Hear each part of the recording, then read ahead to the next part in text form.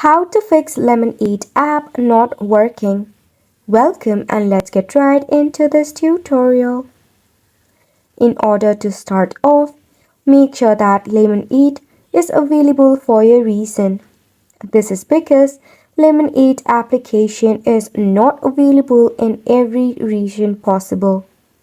So if it is available for you and if the issue persists, follow this step.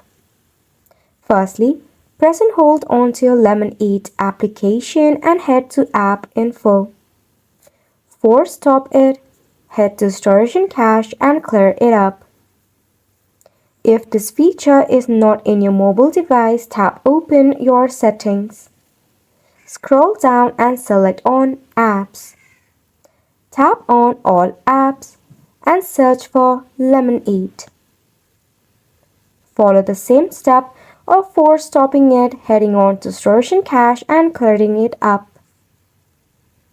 Then, in your settings, navigate to System Update.